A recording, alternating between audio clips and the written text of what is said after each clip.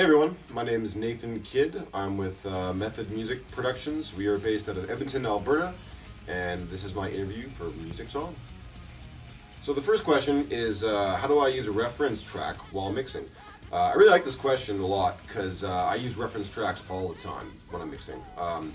I tend to choose a reference song that's in the same style to the song that I'm mixing, that's mixed by somebody else that I really like the sound of.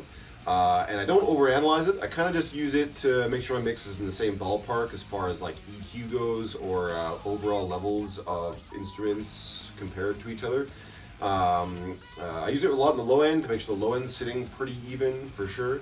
But I don't go into too much detail because at the end of the day, the song that I'm going to be mixing, it's going to be probably by a different artist, recorded in a different studio with different gear, worked on with different people, all that kind of stuff. So it's not going to sound the same, and there's no reason to try to make it sound exactly the same.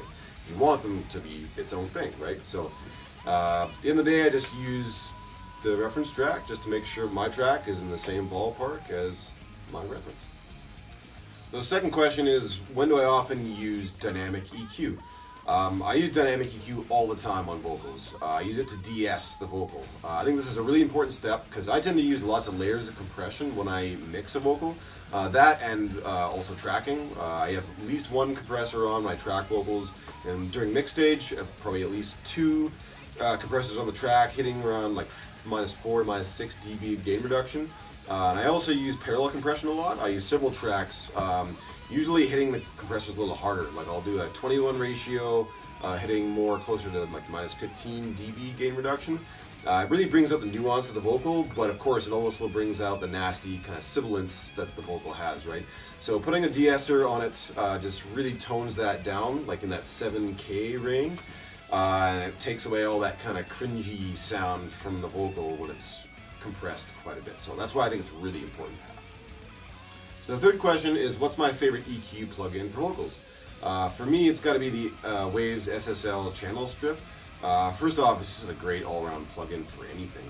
But for vocals specifically, the EQ is nice and transparent, I find, which that's an important feature for me because I really like the sound of just the natural vocal. I don't like it colored too much. I like it to sound as if the singer is singing in the same room as I'm sitting in.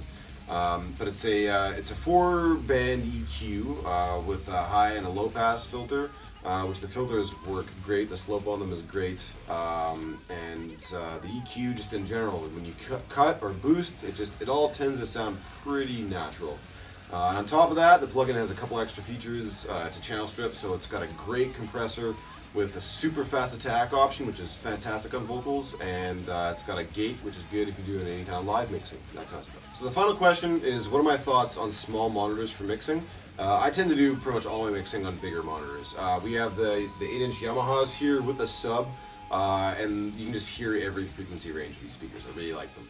But that being said, I do really like to check my mixes on smaller monitors. I think they're really great for low-level listening. You can really hear if certain frequency ranges of your mix poke out a little too much on small monitors.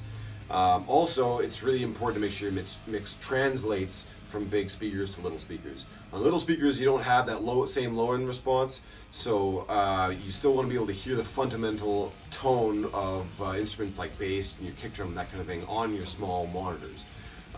But overall, I do really like to mix on bigger monitors.